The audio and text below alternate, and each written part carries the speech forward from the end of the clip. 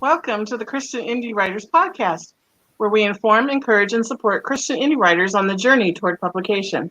I'm Christina Catane, and I write in multiple genres, including Christian dystopian fiction. I'm Jamie Hirschberger, and I write short fiction under the pen name J.R. Nichols. I'm Jamie Hirschberger, and I write short fiction under the pen name J.R. There's an echo in this canyon. I'm Jennifer Carl-Tong, and I write historical Christian romance. I'm Rhonda Hagerman, and I write fiction and nonfiction. I just Hi, have everybody. to apologize today because I actually read the little outline that was prepared for the show, not by me.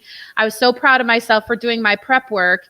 And I was the first person to say after the host. So I'm like, see, I'm going to show that I did my homework and I'm going to speak. But that's why I stumbled right over Jennifer, because she probably always goes right after Rhonda. And I totally just steamrolled you. well, it's fine that you did it. And I did read the outline, but I didn't notice that the names were set up that way. And it's kind of this thing that we talked about a while ago, that like I'll always go second. So that like we talked about that, but it doesn't matter. Who cares? But I think we should have like a fight about it right now.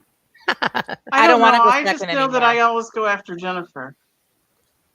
Yes, I know that. Yeah, that's a rule that I know. We talked about that. Like that was kind of our thing. This is the order we'll kind of go on. But then when somebody hosts, it kind of throws it off, right? Right. So. Yeah. Or if Jamie doesn't stick with the program, it kind of goes. Anyway, sorry. Go ahead, If Tina. that's the biggest problem we have in today's podcast, then we're doing good. So normally we start our podcast out with a segment called What's Up. Today we decided to have a discussion on order of introductions. But let's do our What's Up. Let's start with Rhonda. Rhonda, what's up? Well, I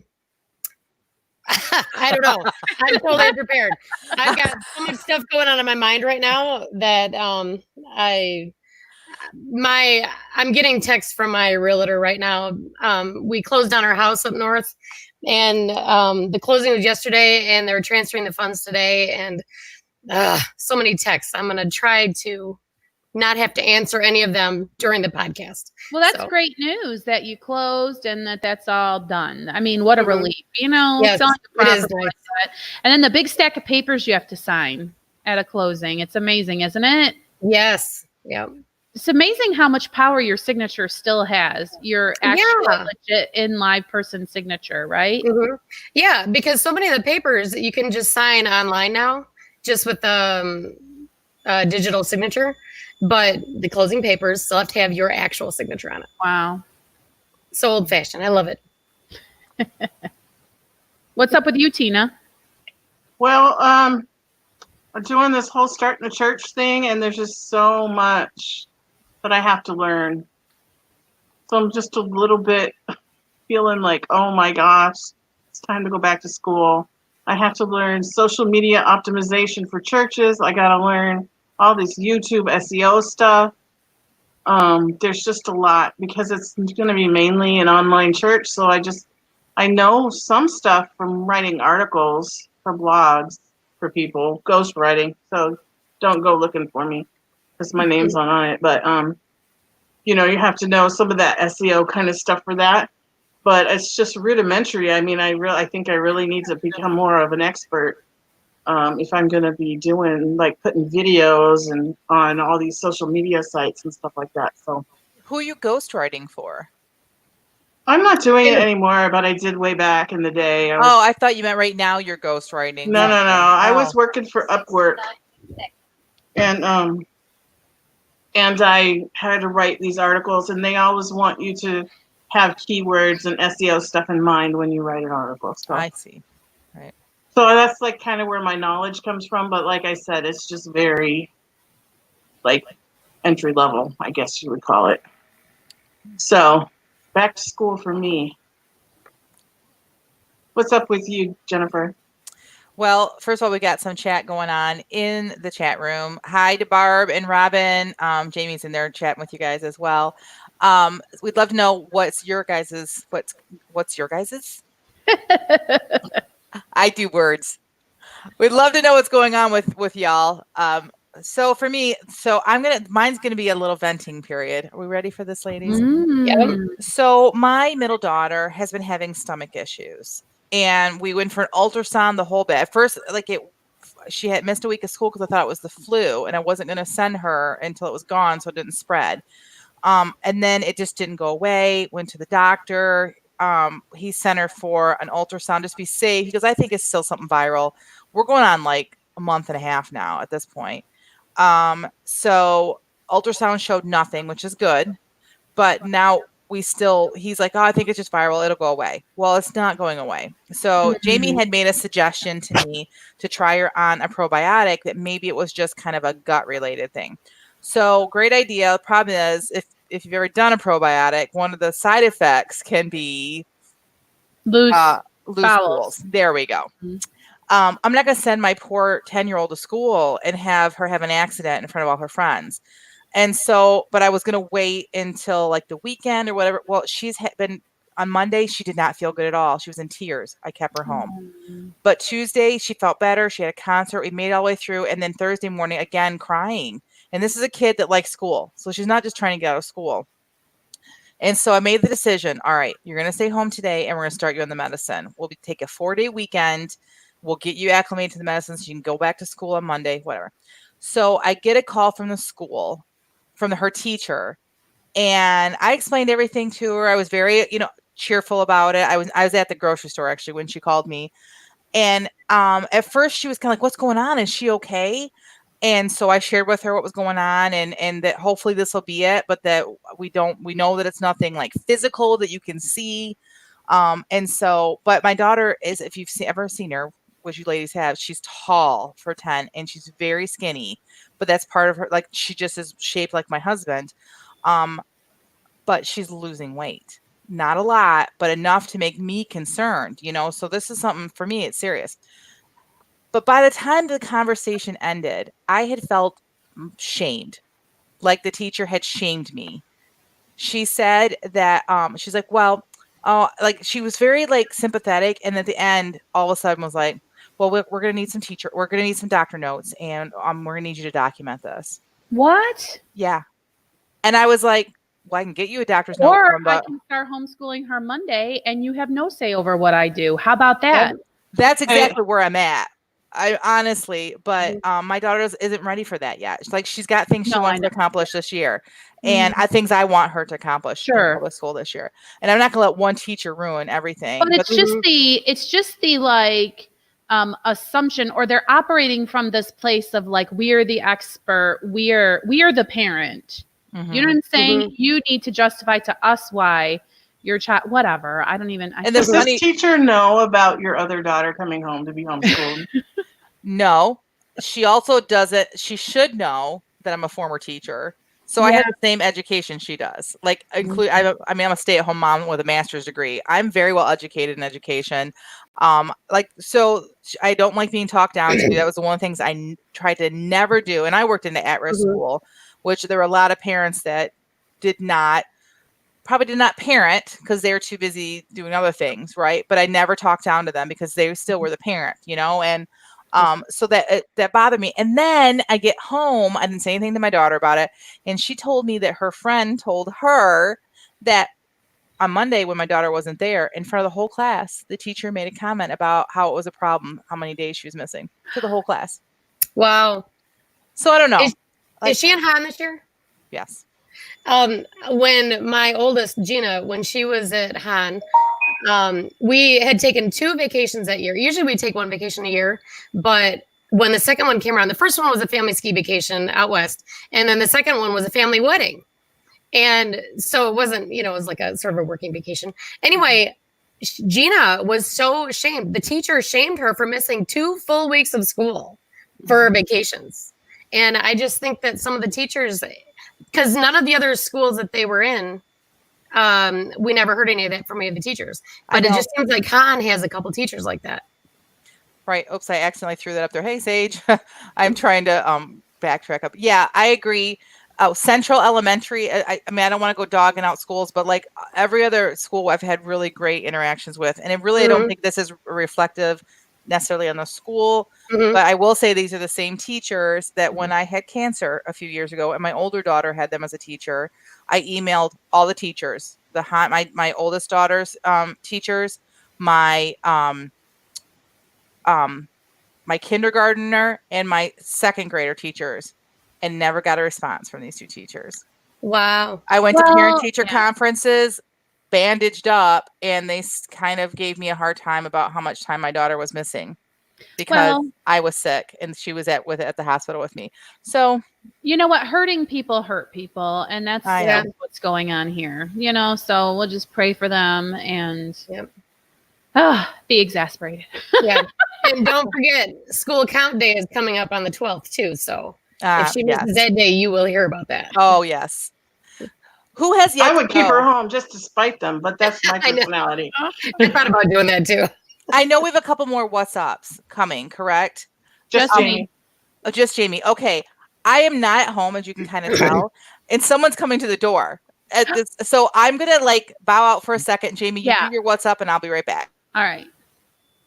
In other words, stall. No, just kidding. Yeah. Yes, definitely stall. Well, my husband was home this week, so that's always Yay. happy time. Yay! Except it was really hard to let him go back out on the road this time because he was gone for a really long time. And then we were together for Christmas, so that was great up in Michigan. But then he was home in Florida with sunshine and good weather and lots that we could go and do. And I want to go out and play. And instead I have to do life till he comes back again. So that's kind of crappy. But retail therapy will get me through.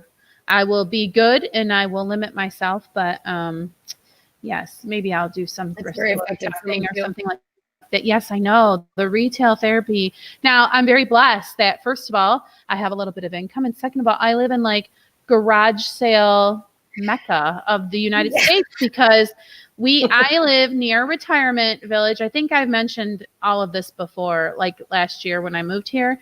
But every Friday, it's a whole newspaper section of all the estate and yard sales that happen.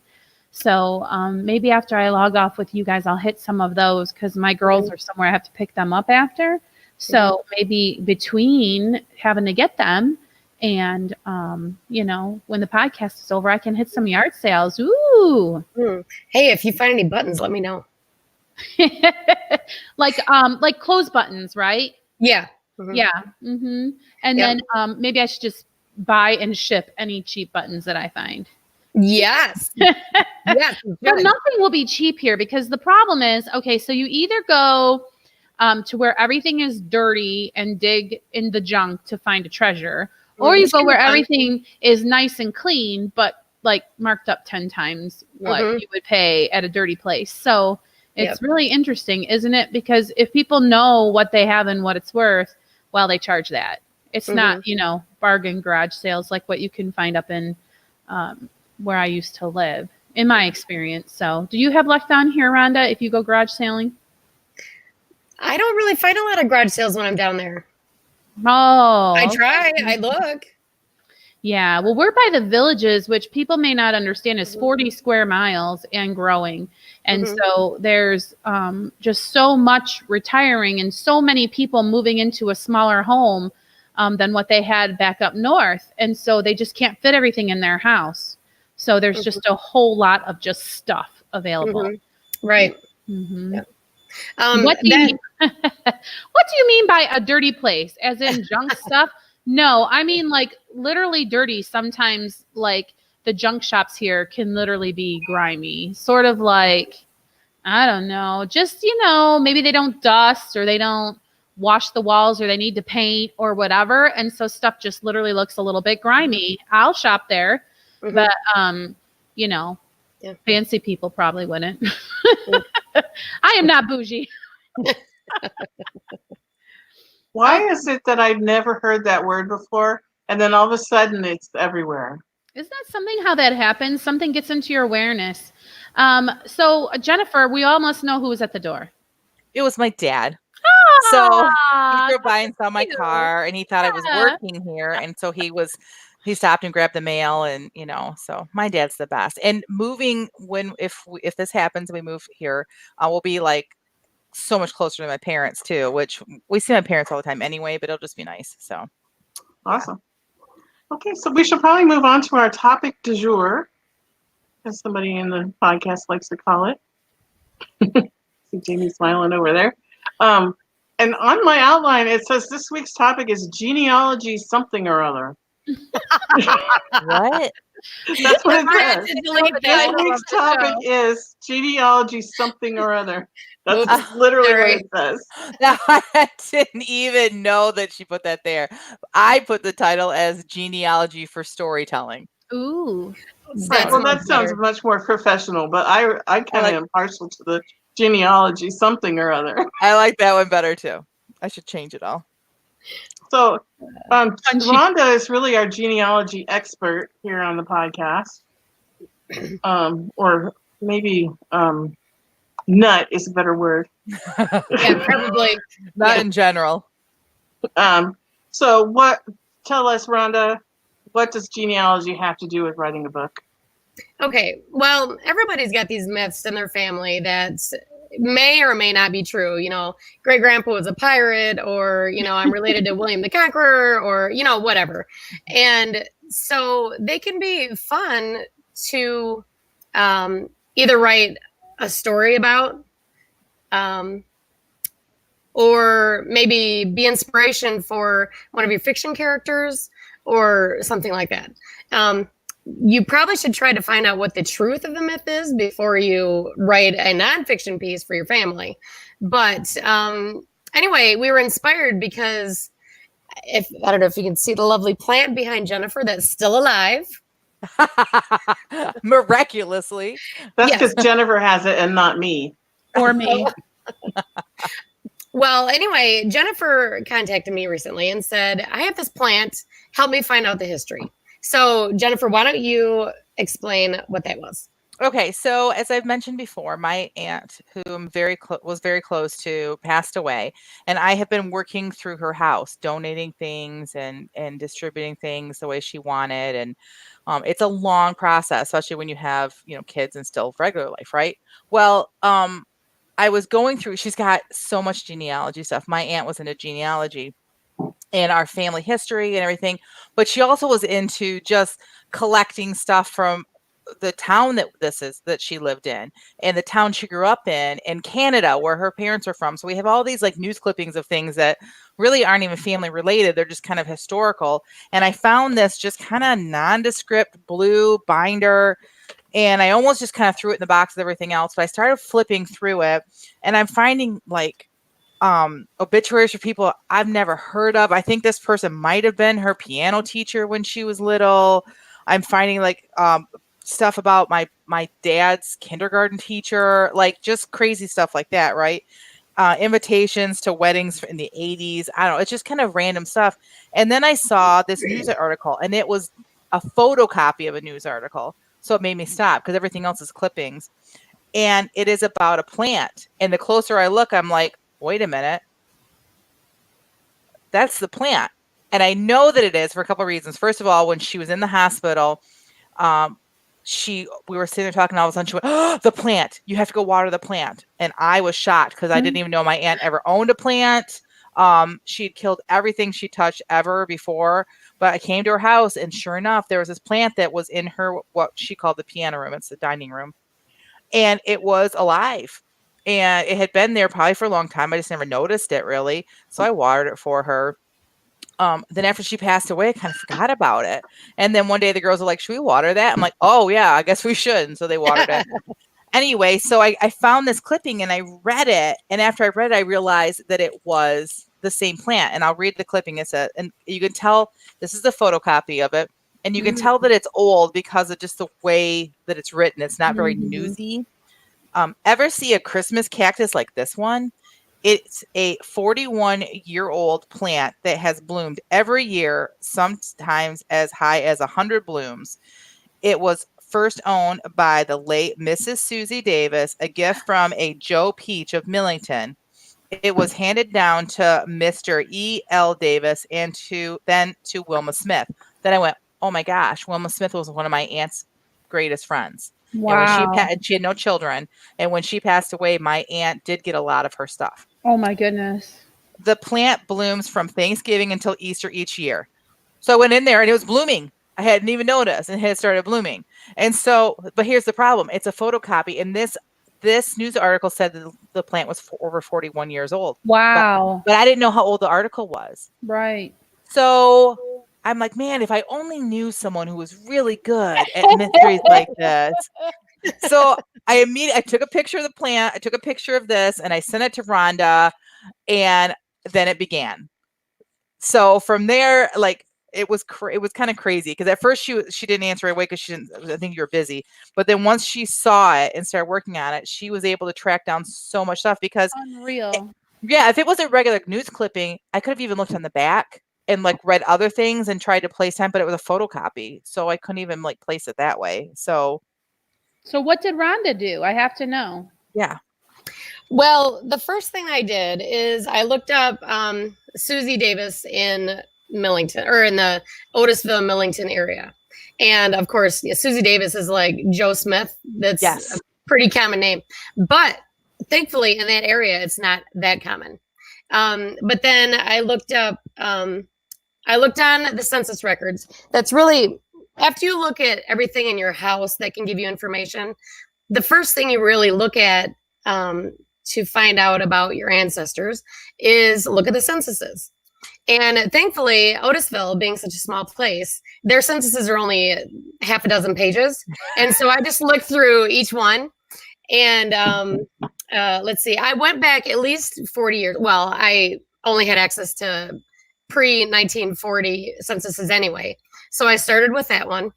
And I was able to find a Susan Davis. And then to make a long story short, going on from there, not too far away, I was able to find I wasn't able to find a peach. So what I did is I went on newspapers.com, I think it was, and I was able to find a great website. If you write historical, I use that website all the time. That was going to be my suggestion. Mm-hmm. Love it. So anyway, I was able to find this guy who was a farmer, and his name was Peach. So I was able to find his first name through that. And then through more research, I found out that his name was actually not Peach, but Pietschch, Wow. which is like Peach, and, German, very German. And so anyway, the more I learned about this guy, the more interested I became in writing a story about him. Mm-hmm. Because why was this old German guy giving out Christmas cactuses? And, how did he know the family? And so I did a little bit more research on Susie Davis too. And someone on Ancestry, the website, actually had a ton of photographs of her. And so I started to get to know her a little bit just from her photographs and the way she dressed and the way she was hugging her children and that sort of thing. So she became an interesting character to me. But then Mr. Peach, I went through and I was able to eventually find him on the censuses. And I found him in 6 censuses. He came to the Frankenmuth Millington area in 1871, I believe. So from the 1880 census on, the census lists what country you were born in. And so his said, like, one said Germany, one said Prussia, one said Hesse. Normally you're born in the same country on every census. So I was like, how come this guy has a different country every time? Is he hiding something? Is his name really Mr. Peach? Anyway, so I started developing another plan for a character. Go ahead. Furthermore, you sort of wonder if maybe he was confused as to how to refer to where he lived because he might have been facing discrimination about where he was from. Yes. He might have been trying to conceal because of worries that he had about the political climate of that time. I mean, there's lots of intriguing possibilities here. Yes, and all great storylines. Mm-hmm. But really, probably in actuality, what it is that Germany really became a country in 1871, like a unified, and all the states before, the borders were always changing. And so depending on what the border was at the time the census was actually taken, So the Ah. figure could have used a different country name or Oh, name yeah. or whatever. So there's all sorts of reasons why.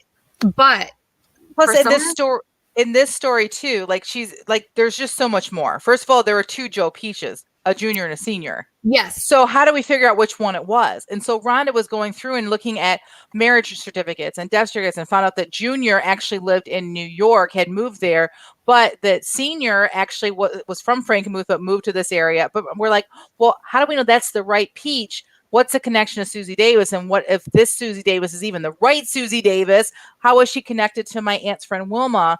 And the more that Rhonda dug, the more we discovered that Wilma had a sister named Susan. Oh. And then as we pieced it all together, we believe that we found out that Susie Davis was Wilma's sister. And in that process, we were able to figure out, okay, well, Wilma and Susie both got married about this because she found Wilma's marriage certificate. So we knew what time she got married. And then we figured out what year this other woman, the original owner, died. So at some point, when would she have given it? Like, it was just like, it was all these pieces. Like, I'm flipping through our conversation and she is sending me screenshot after screenshot of all these like of vital records and it's just this huge mystery that she just keeps over like an hour to start piecing things together to where she finally figured out who was related to who, and then and why they not why but when it possibly could have been given. And we have a window. She came up with a window for this plant, and we figured out this plant is at least 80 years old. Wow. And upwards could be 100 to 120 years old because of the gentleman that gave it to Susie. We won't ever know for sure how long he owned it, but anywhere between 80 and 120 years old. Yeah. All through genealogy. Like, imagine if that plant could talk, what conversations it overheard. Ooh, Yeah. that would be a great story prompt. Wouldn't it? Yeah. So that's what we started talking about. Was Rhonda was like, I could do over generations. As the plant gets handed down, it's a whole new story. Are you going to do that, Rhonda? Are you going to make a story of the traveling plant? The traveling plants. I don't know. Now that you said that title, maybe I will. Yeah. It's funny. And you know, the funny thing is Christmas cactuses thrive on neglect. So Perfect. Who knows how long ago it would have died if it hadn't been in your aunt's house. Right, exactly. Because she definitely, I'm sure, neglected it. But it is exciting. But it's also, as I told the ladies the very first time I told them about this, it's actually kind of frightening that I have now in my care a plant that's somewhere approximately 100 years old. And like, Jennifer, that's what Gigi Wagner just said in the comments too. A lot of pressure to take care of a plant that old. And I was like, that is exactly what I said the minute that I heard that you had inherited such a priceless, I mean, like, it's a creature, isn't it? It's like a little dog or a hamster or something. At least you only have to water and sun it. It's like a rabbit. Like, they could die in 12 hours if you don't take care of them. Mm-hmm. That's what it's like. Yeah, I can't do rabbits, but I can do this plant. I think I'm going to be good. But like, I don't know if you can see the blooms are beautiful. They're like a double download. Like, I've never seen a cactus like this before. But reading that there sometimes it's had 100 blooms. I think we had maybe 30. Next year we're going for 100. We're doing this. Awesome. I don't know. Do you guys talk know to it a lot? Give it some pep talk. Right. Do you guys know what a fry guy is? No. Someone who likes French fries. I'll show you. But that's the guy at McDonald's who makes the fries. No, I'm gonna put a picture of it in the group chat if I can. Anyway, that's what that plant reminds me of. I'm gonna get a picture for you guys so you'll know what I'm talking about. Anyway, go ahead. So we started talking. Not only it was very exciting, believe it or not, like as we're digging deeper and we're solving this mystery that's a real live mystery. I'd never been involved in anything like that. Like, I saw mysteries on TV and whatever, but this was like really a mystery that Rhonda was able to solve within like an hour just using genealogy. And not only that, it started sparking ideas. And what Rhonda had said at the beginning of this podcast about using your own family history in your writing, I kind of done that. Like, if you read my stories, Reverend Albright is 100% my grandpa. like a larger than life character that you just think, oh, there's no one that could have existed like that. People that read my books that knew my grandpa are like, that's your grandpa. He totally was like that. And so I think that it's awesome to kind of even in fiction, to immortalize people that you love or people that from your family history in as fictional characters too. So not only could you do nonfiction, you could use it for fiction, and then just using it for the spark story ideas, like the plant sparking ideas for Rhonda that she might possibly start a series with this traveling plant over the generations. I think that's a super cool idea. I think so too. And I really do also believe that it is a really wholesome and actually like a healthy hobby, because I believe it's good for your brain to be engaged in puzzles and mysteries like that.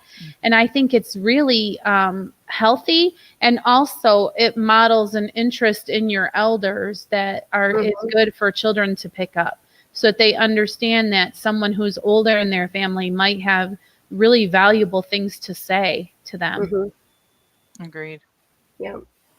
So what are some concerns though about writing about actual people that you find in the genealogy? That your family will read it and recognize themselves. Oh, wait, that's probably not what you're looking for. Oh, I thought that was just me. Sorry, I know Rhonda has some real legitimate stuff to say here. Sorry. No, but that was great. Yeah. Well, actually, along with what Jennifer's saying is that you do need to worry about people's reputations and, their privacy and all that. Because, for instance, in the novella that I'm writing, well, I've put it set aside for a minute. The way that a fellow dies in that actually happened in real life. And it was really embarrassing. And there must have been 20 articles in the local papers about just this guy's death because it was so unusual and strange. And of course, that made it more interesting to use it for the novel. But I could not ever use any identifying characteristics of the man, or especially not use his actual name, because that would be an embarrassment to the family. And especially this death happened in like 1912 or something. So, his great grandchildren wouldn't know that, oh, this is how grandpa died. They need to find that out on their own. So you need to be careful of real people's reputations when you're doing this. And, anything identifying that would compromise any sort of security or anything, obviously you're not going to do that. You're not going to add anybody's social security number or anything in your book. That would be silly. But, well, I mean, I think there's a difference in taking inspiration from something such as a manner of death and then portraying that person as like their authentic self within your book, right? So like, let's say the mayor of my town is named John Brown. And John Brown actually, falls in a swamp, gets eaten by an alligator. Like, let's make this Florida, okay? So John Brown falls in a swamp and gets eaten by an alligator. If I write a book about a mayor in a town that falls in a pond and gets eaten by an alligator, like, how much of that is attributable? Do you understand what I'm saying? Because, I mean, you get story ideas from everywhere.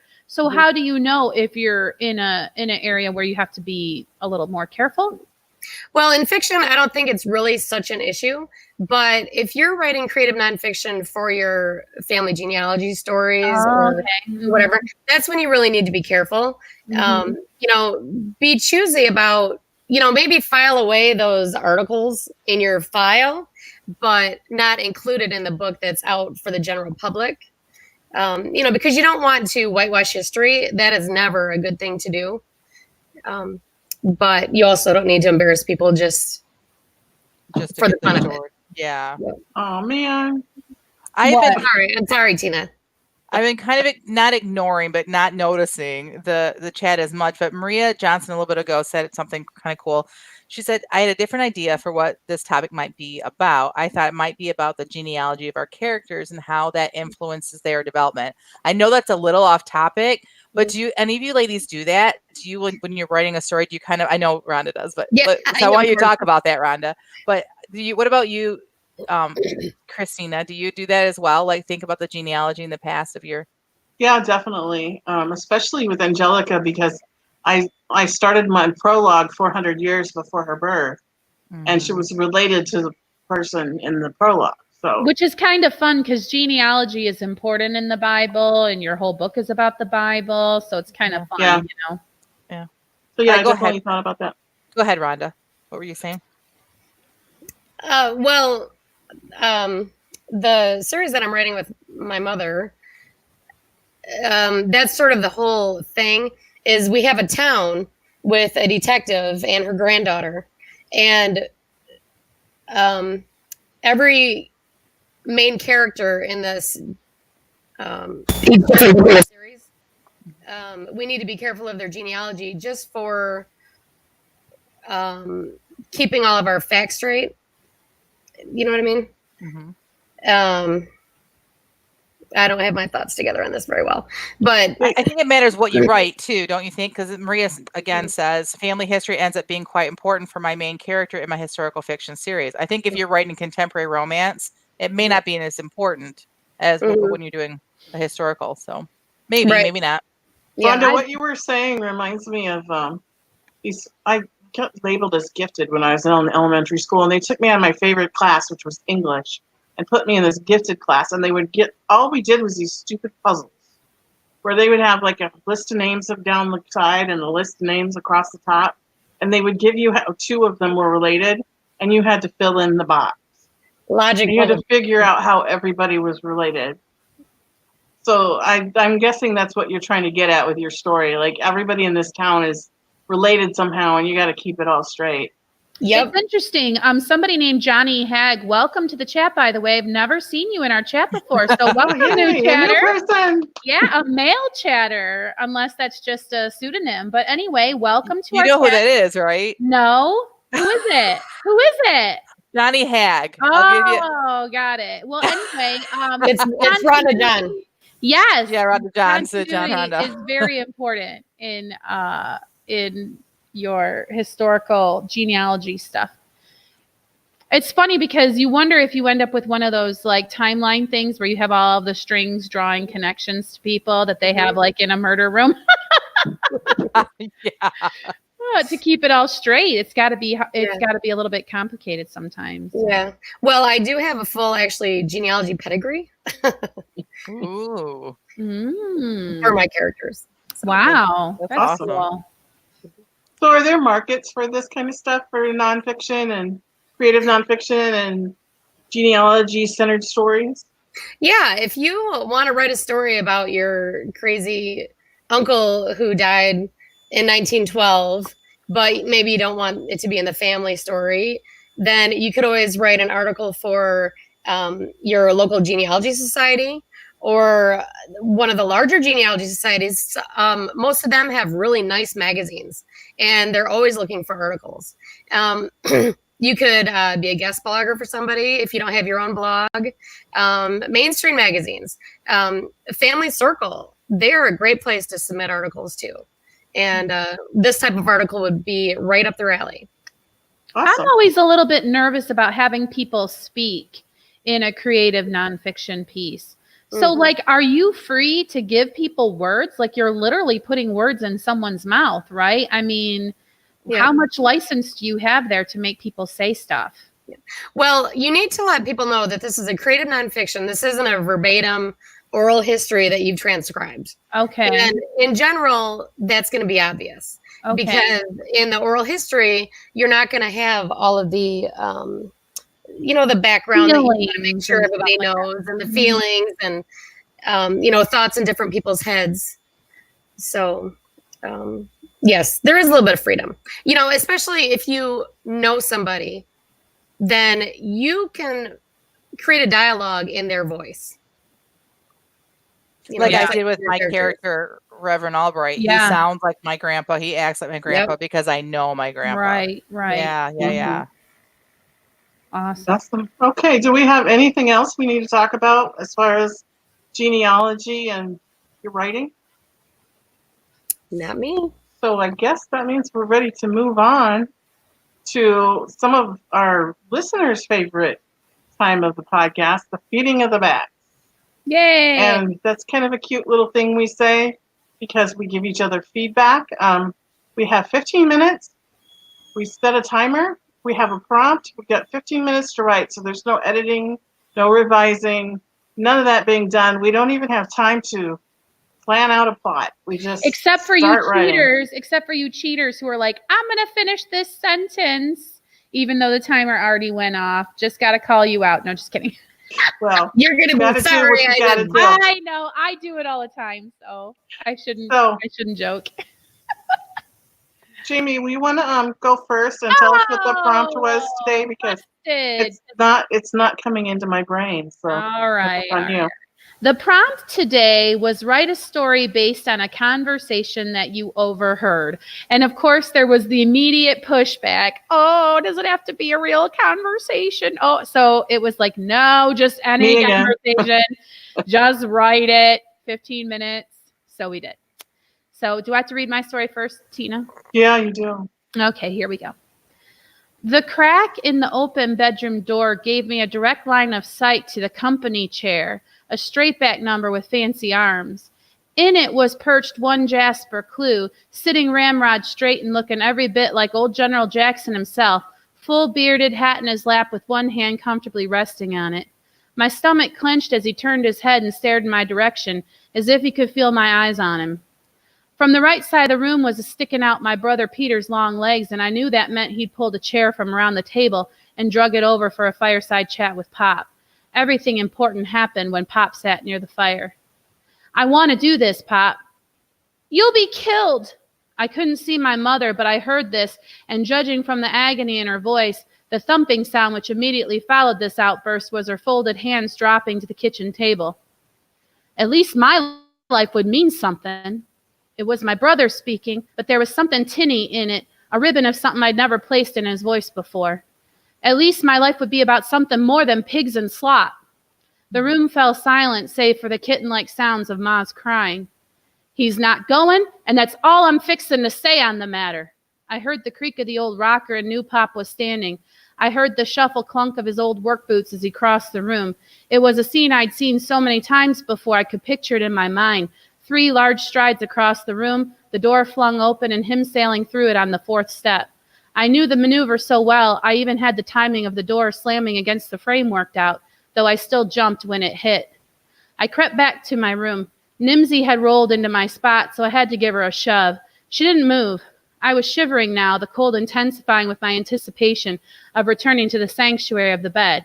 A final swat on the backside finally got Nimsy to roll over, and I slipped between Granny's Afghan and the sheet, still warm from the spot where Nimsy had been. 3, 2, 1. Oh, that's so good. Are you continuing from your characters from last week? Yeah. Yeah.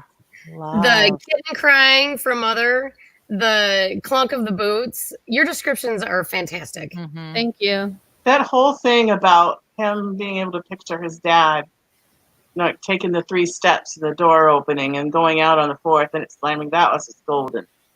Even this, that part. Yeah, and even like the small little things, like him crawling into the bed that still felt warm, and like I feel like you've lived this, which I know you didn't because you've not been this person, but like it's just so well done that it just makes a person feel like that this is like real, not something fictional. Thank you. 15 minutes, mind you. That's awesome, Jamie. Appreciate it. And now we all have to follow that. Right? Mine is not going spectacular. Second?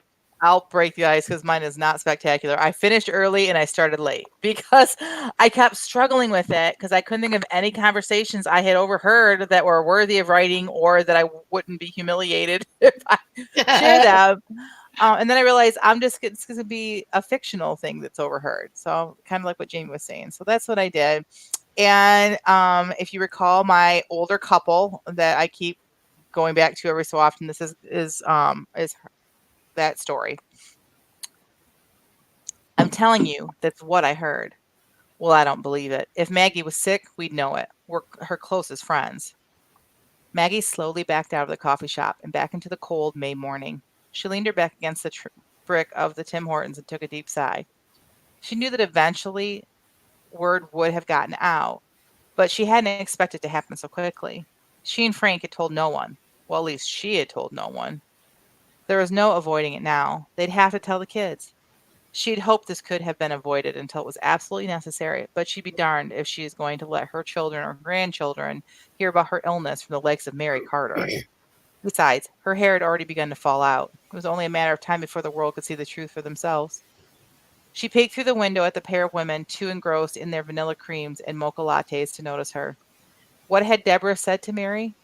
They were her closest friends? Hogwash, Maggie thought, as she turned around and headed back to her car. Bigby had better coffee anyway, and she really didn't need a donut today. Yay. That's all I got. Very I good. love that. Yeah. And by the way, Big B has brownies that with cream cheese. Like, who Right. needs a Say donut? that. Are they sugar-free? You could pretend they are. Yeah. On Hey, Fridays, they're sugar-free. Oh. we're going. I do love their coffee better than Tim Hortons for sure. So And many Michigan people do love Big B coffee. yeah. So, and they have different sugar-free options. And I love that the girl, at least the one in our hometown, the girls are like very kind and they are very specific with how they make your coffee. And when my girls go in and order like a hot chocolate, they don't make it as hot as they would for an adult. Like they are very specific about how they make it. And they've already memorized Phoebe's order. Like, wow. yeah, it's just very sweet. So we like going there. It feels like a hometown little place. But back to your writing, I really love this couple when you write about them. Mhm. Me too. And I really want to keep following this woman's story as she journeys through her battle with cancer. Have you guys ever thought about like Wattpad? Jennifer, like what if you just threw these things up on Wattpad and just put them up there whenever you had one and see what they did? Like maybe they would just be a nice funnel to like your real writing. I mean, I call it real writing, but I'm saying you wouldn't have to worry so much about perfectly editing or just whatever. Just throw it up there and see if people want to give it a read. I don't know, just something to think about.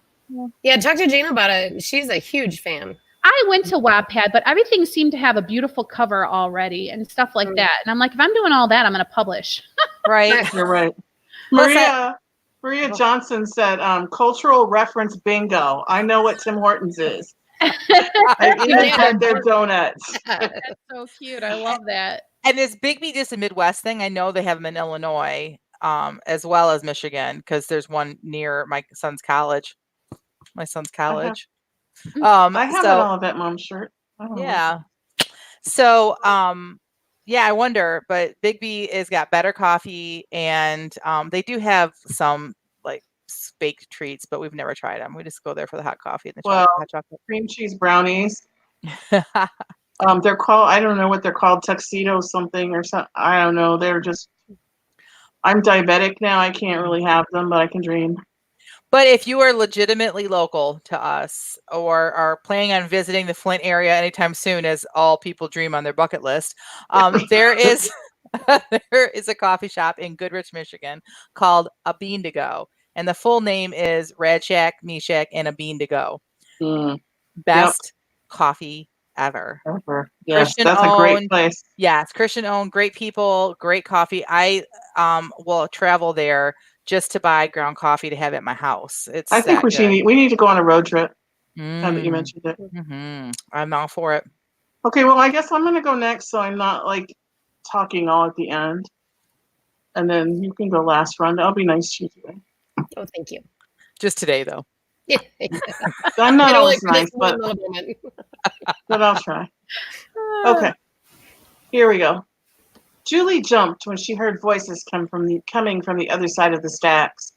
She was in the library, sitting on the floor in front of her favorite section, medieval poetry. She'd been deeply engrossed in the plight of a young maiden hiding for her beloved sailor while she stood upon high cliffs overlooking a stormy sea and searched in vain for the return of his ship when the voices startled her. Shh, somebody will hear you, a slightly familiar voice said. Nobody comes in this section. Don't worry, came the reply. The deep male voice sounded an awful lot like Julie's fiance, Steve. Julie carefully set her book on the floor and unfolded herself in crisscross applesauce in one fluid motion, slowly rising until she could see through the top of the third shelf at the couple on the other side. Just torsos. her gripping tight to his shoulder blades, him fumbling to pull her cream-colored blouse from her waistband. Julie's eyes fell on the Rolex watch she'd given Steve as an engagement present. Heat rose into her face, and she felt slightly nauseous and wobbly. "We can't. Not here," the woman's voice whispered. Julie knew that voice, but she couldn't quite put it with a face. Come on, baby. Live dangerously," Steve grumbled. Baby? Steve never called anybody baby. Julie couldn't believe the gall of the man. She clenched her teeth and balled her fists. "If someone sees me, I'll be fired," the woman protested. Suddenly, a face popped into Julie's mind. The mousy little librarian, always hissing at people to be quiet. She was like ancient. "Nobody's going to see us, I promise," Steve grumbled again, finally finding the bottom of the blouse and pulling it loose. This was just about all Julie could take. She steeled her shoulders, lifted her chin, and marched around the end of the stack to confront her low-down, good-for-nothing, cheating ex-fiancé. "How dare—" Julie froze. Steve's father stopped mid-grope, staring at Julie with a look of shock frozen on his face. The mousy librarian began to cry, clumsily attempting to tuck her blouse back into her navy blue pencil skirt and straighten her horn-rimmed glasses. 3, 2, 1. I'm so glad that you ran out Whoa. of time, I'll be honest. I was a little nervous. Why were you nervous? Oh. I do like, though, that it was his dad. It was a cute little twist to the story. So I liked your little detail that her favorite poetry was medieval poetry. I don't even know if that's a thing. I made that I don't up. either, but yeah. Well, I love that she, this is a really good setup right here. But it's also like the middle of a Dynasty episode. Like it's like Dynasty in the library. You know what I mean? The Rolex watch elevated it to Dynasty. Yeah. Blake Carrington is skulking. He's slumming it in the public library. And that watch is totally wrong for the story, but I could not think of any other brand of watch in the moment that I had. Why was the dad wearing his son's watch? It's a mystery, Jennifer. I know. That's what I'm maybe saying. they just both have the same watch or something. Oh, that's not good enough. I don't know. I don't know either. So, but again, another cultural reference, right? I don't know if Dynasty was worldwide or if it was just the United States when we were kids, but everyone's the dad had to give a big presentation and his watch band broke, but without the watch, he was going to feel unprepared because he always had something really heavy on his right hand. And so it always gave him a power feeling, right? So he had to borrow one from his, anyway, whatever. Wow. Maria, Dynasty's a TV show. It was like a prime time at night soap opera. In the 80s. Yeah. Like all of our moms watched it when we were kids. It was you might like have heard of Dallas. Who shot JR kind of stuff. Yeah. Yeah. Okay. Awesome. Good job, Tina. That was a very, very good twist. I love that. It was fun to write. I enjoyed writing it. All right, Rhonda. You're up on the chopping block. All right. Here's my 250 words. This is actually something that I'm going to continue on with, along with what I did last week for a creative nonfiction that I'm writing for the museum. Hey, Rhonda, do you really have 250 words? Or are you just saying 253? You have more words than me this week. You're kidding me. Congratulations. Yep, that's why I asked. I had 228. That's amazing. It's never happened before. Okay. So her grandparents came from New York, eh? Let's try this. I shuffled the totes around in a real-life game of Tetris until I could pull the lid off the one I was interested in. It was packed to the top with papers, albums, loose photos, postcards, and lots of other goodies. I gently wrapped my fingers around the fragile newspaper I'd had my eye on, and a trickle of adrenaline seeped into my veins. The banner did say, as I suspected, that this was a New York paper from the mid-1860s. I set the paper aside and cleared an area off for me to sit for a while. Next, I pulled a photo album covered in plush olive green velvet. It was around 6 inches wide by 15 inches long and about 5 inches thick. The album looked like it was brand new. The brass hinge holding the book closed, released easily. Quickly flipping through the book, I was thrilled to see it full of old cardboard photographs. I returned to the first page, hoping that I could remove the first photo without too much trouble. I couldn't believe my luck when it slipped right out. Would my luck hold out long enough to give me a name on the back? I held my breath and closed my eyes as I turned the cabinet card photo over. Hopefully cracking one eye, I scanned the back of the picture. The end. What? I told you you'd be sorry, Jamie. You should have let me finish it. She's muted. It's okay. That's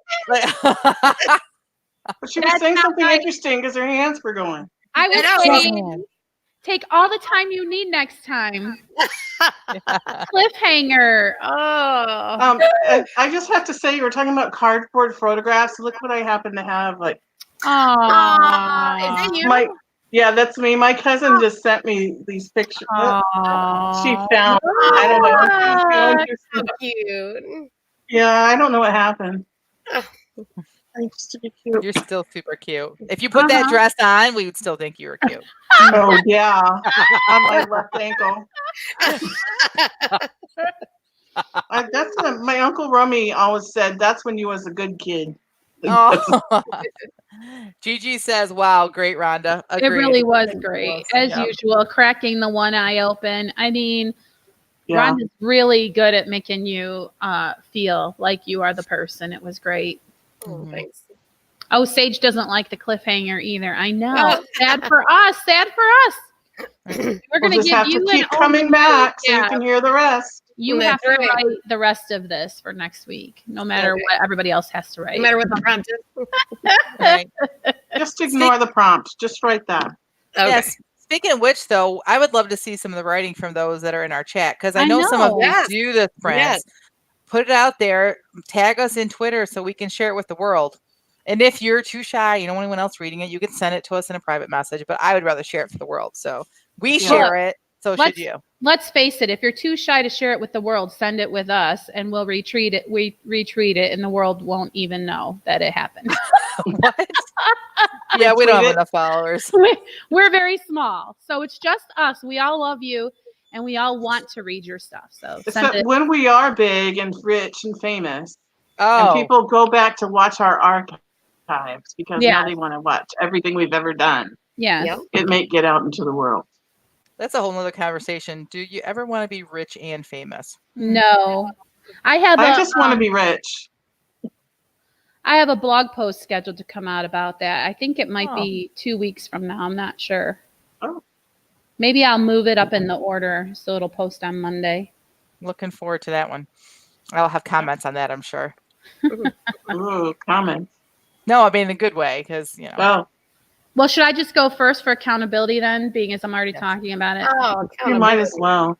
Well, okay, so it's accountability corner, which we all try to hold each other accountable so that we move forward with our writing goals. And so I'm in sort of a transition place. I have a lot of stuff that I need to talk to you ladies about kind of off camera. But I will say that I have been not as productive this week with the husband being home because, he's gone. Some people in the chat have a traveling husband, so you get it. So it's like all hubby all the time while he's here as much as possible. So there were a couple of days when I said, nope, I'm not doing office hours because I'd rather go with my husband to Home Depot or something because that's an occasion for me. So this week I didn't do as much as I would have, should have, could have. I'm still doing edits for Tina. I'm hoping to finish her edits by the next time we podcast. That would be amazing. I'm on chapter 12 and there's 15 chapters. So I'm doing pretty good there. But you'll notice I was on chapter 12 last week. So wah wah. However, I have been doing really well with my blog posts. I have 38 drafts and I'm trying to get to 52, but they're all in various stages of completion. So I have made progress. So that makes me happy. I'm happy with the amount of progress that I've made. And for next Friday, goodness. Okay, so that's going to be my goal for next Friday is to be done with Tina's edits. So that's how you guys can hold me accountable is to make sure I'm working on those every day during office hours. I'll be showing up this week. Hubby's gone. So that's my accountability. Who's next? I'll go next. I want to highlight something Maria just said. She asked, could you share the prompt a bit earlier? For example, before the quarter to the hour. I used to before the podcast started, but now I think the prompt is shared at about 10 to 5 to the episode. So we try. The problem is if we have tech issues but we need to be better about it because we were chatting it up and before because we don't decide the prompt in advance, because if we do, we're thinking about it before we come in here and we want to be genuine. Like we only got the prompt and we wrote, boom. Yeah, we literally write it right before we turn on the streaming. Like that's not the day before, an hour before, or anything like that. But we did decide it late today, and we need to be better about that. So I think that the four of us that we can make an agreement that, like, because you guys probably don't know, we show up at 9 a.m. and we're here making sure that we're all set to go. So maybe at 9 a.m., like the first thing we do once we're all in here is we need to make that decision and write that and then do the chat stuff and all the tech issues after that. So we will try. I agree. We would like to see you guys writing, so we will try to get that out much faster. Robin's accountability, she says, keep writing despite looking after my parents' dog while they're away for the month. That's hard. I had to babysit a dog once. It wasn't mine. It was hard.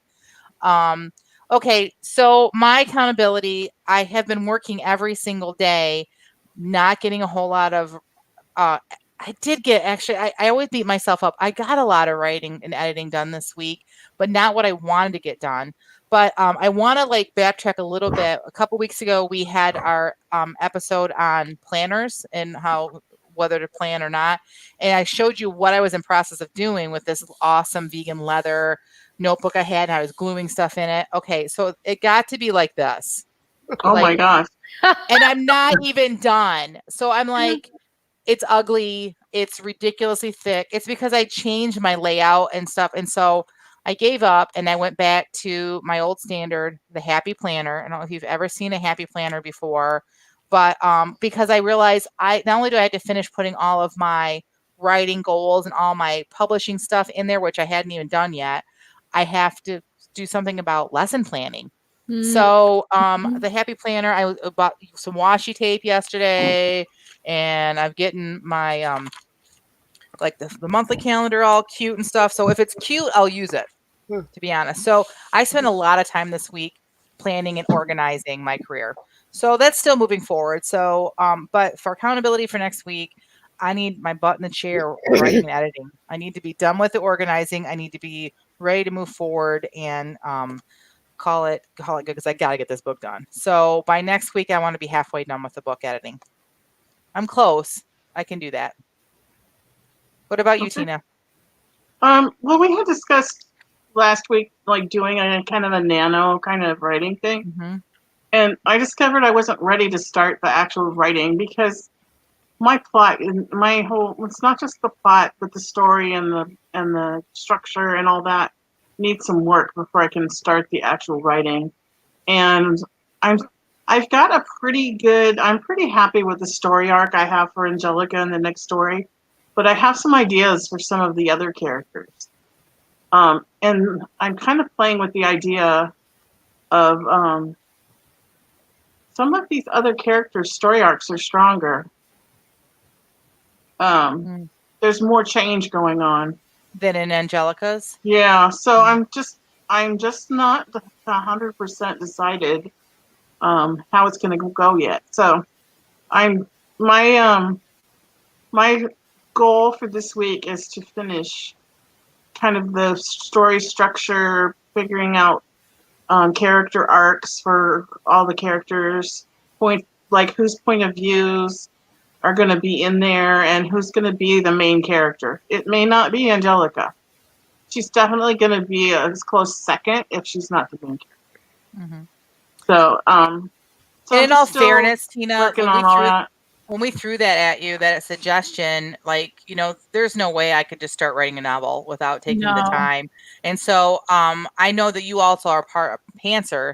So I think that you're doing what you need to do for you. Like you're doing some writing, but the plotting is what will make the story the best for you. So I think you're doing well. So I think that was a good thing for you. Agree. Yeah, some of the writing I'm doing is just scenes because I'm trying to figure out my midpoint and my beginning and my end. And I kind of have to experiment with scenes so that I can get those creative juices flowing. So that's and the writing that I'm doing might not even end up in the finished product. It's just me playing with ideas. It's very interesting that you're kind of starting from the very beginning So, Tina, as you're going through this, make sure you check and see, is there an area of being at the very beginning of things that maybe we haven't covered yet on the podcast that we should cover? So, like, just kind of flag in your mind stuff that comes up. Yeah, and I recently came across this book by James Scott Bell about writing your story from the middle. Mm-hmm. And it was really intriguing to me. And I used his idea to figure out Angelica's character arc. And I feel like it's a lot stronger than the first book. I feel like my whole grasp on where she's going to start and end and what's going to happen right smack in the middle is just way more clear in my head. And I feel more prepared to write it. Obviously, my first book was kind of an experiment in how to take 10 years to write a novel and rewrite it and try to fix all these problems that because I was a novice writer that I don't know. It's just, I feel like that's going to be the book I'm going to say, oh, that was bad. I think everybody does that. Yeah. But I'm determined to publish it, even if it's not like what I really want it to be. So Maria says that her accountability is trying to get on with editing. I'm finding it a bit of a chore at the moment, which is a bit sad because I do love the character. It's a lot of rewriting and tweaking, so hard work. Yes. So my favorite characters are Will and Phoebe, and this edit is killing me, absolutely killing me. Sage says she's going to finish the second draft of Bloom because it was due 2 weeks ago. I feel you. Barbie the Stalker, who's actually been talking a lot in here this week, says almost done with Outside Obligations, so should be ready to start my Nanot next week. We're calling it Nanot next week. Rhonda, ready to be my accountability partner? Sure. She says with such enthusiasm. I wish my mother would ask me to be her accountability partner. But that probably wouldn't be good. I would. Well, are you a good accountability partner to your daughter? Me? Yeah. I seem to remember a morning devotional that you guys had started at the beginning of the year. Yeah, that didn't work out because of her schedule. Oh, I can't get up that early. I'm sorry. It's not. I can't. And Perfect. She works a job that's very demanding of her time, and it was just not. It was. I was half asleep. I was falling asleep. She would be reading from this book, and I was falling out. All right, Okay, Rhonda. so who's next? Rhonda? I already went. No, you didn't. Oh, Good try. I'm I was watching like, you, girl. oh. I'm watching you. was I not paying attention? She tries it Okay. every week. The last couple of weeks I have tried, yeah. Yeah. Okay. So this week has just kind of really flown by. I've had some things to do that kept me out of the house, and just I need to keep a schedule because if something gets changed, it throws everything out of whack. It's like the princess and the pea. There is totally a pea in my mattresses right now. That's a great analogy. So anyway, I need to figure out how to get back on track when something does throw me off. But anyway, I didn't finish my second draft this week like I completely intended to do because I didn't even think about it. But I did get other things done in the creative nonfiction that I did the sprint on today. I've got a lot of progress done on that, which wasn't what I intended to do this week. But anyway. Well, you did a whole lot of study about a plant and its genealogy. Yeah, well, in all fairness, that was a few weeks ago. But. Yeah, I'm surprised you're not throwing the plant under the bus and saying, well, I was so busy with plant genealogy that I couldn't do my work. Yes, I'm taking that excuse. Thank you. Yeah. But anyway, for my accountability for next week, I do want to have the second draft done. And to let you know, I'm supposed to be in Florida for the next 2 weeks. So I will be giving up beach time to write. Wow. So this is a real sacrifice for me, you guys. Why don't you You're a just better write person at the than I beach? am. Yeah, right. You know, I thought about that. I thought about taking my notebook down there and doing that. So I probably actually will. See, here's me being like, no, I'll get sand in my keyboard. Like the idea of actually handwriting, like didn't even occur to me. Isn't that funny? Mhm. Yeah. Yeah. So, and then apparently I will be nanotting at the same time. Awesome. I have All right. FOMO. I have FOMO about Nanot. I keep telling myself I should write something just to join you guys. Aw. I have to stop with that because it's not a good place for me to be. You're gonna have to So I'm explain to me doing- what FOMO means. It's fear of missing out. FOMO. Oh, okay. Yeah, all the cool kids are saying it 5 years ago. Right. We talked earlier about what was the phrase, bougie, and I'm like, Oh, yeah. listen, by the time we hear this phrase and start using it, it's probably out. It's but old. Yeah, don't Yeah. ever pick up slang from me. But it's fun because it torments my children. It's so hilarious. Like the cooler I pretend I'm trying to be, the more worked up they get. It's so fun. I'm the same parent. Oh my gosh, that's Me hilarious. too. Mhm. Yeah, I was that's having awesome. a conversation with my husband last night about the church and the social media stuff. And my 16-year-old son, we were talking about TikTok Mm. because part of something that I was watching about where people were talking about how their church uses TikTok. Oh my And my gosh. son looked at us and he's like, there is no way that you're going to get anybody to follow you on TikTok. I just Bob had this on image of TikTok? Bob dancing. Oh yes, you must. You could call him like the dancing pastor or something like that. And I he think would it's go already been viral. done. It doesn't matter. It's not Bob. And my husband cannot dance. I'm sorry. Right. That's That's the that is point. exactly the point. Right. Yeah. Mhm. There's Oh a my pastor out there that like ballet dances with his daughters and he's on Aw. TikTok. So, Ooh. That's awesome. and he's not good. It's totally hilarious, but No, it was Bob just needs funny to- that my Didn't Bob- son was like, "No, you guys aren't going on TikTok." Like, Didn't I Bob didn't have, say we like- were. he had like a group chant or something he used to do with some young men that came, like he had a club or something like that. Oh, well, that was kind of a joke. because Right. we well, were he could here talk in the about it hood. on a TikTok channel. Yeah, they used to say he had a gang because we were in the hood, and the name of the gang was the PB&Js. Yeah, it stood for Pastor Bob and Jesus. Oh, before we go, Sage Gordon Davis says, I have JOMO, joy of Oh. missing out. There you go. That's a good awesome. one. That is in my vocabulary now. I love it. I'm gonna use it. Okay, does anything else burning need to say anything else that they need to say? No, I have a burning need for some lunch. Mm. That was the worst sentence I've ever spoken in my life. What are you guys? What are you Put guys that doing up. You Anybody- worded good. good today? Is anybody making anything yummy? I'm Mm. not. I'm thinking of going out because I have so much shopping to do and I hate shopping and I need to reward myself with things I shouldn't eat. Ooh.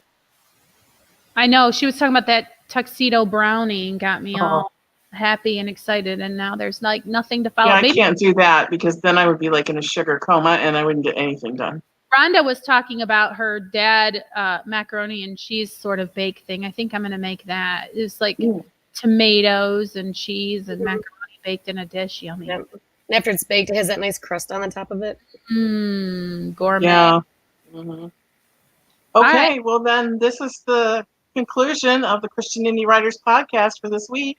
So until next week, may your pen be prolific, may your deadlines be met, and may all of your words honor Christ. See you guys Bye now. later. Bye.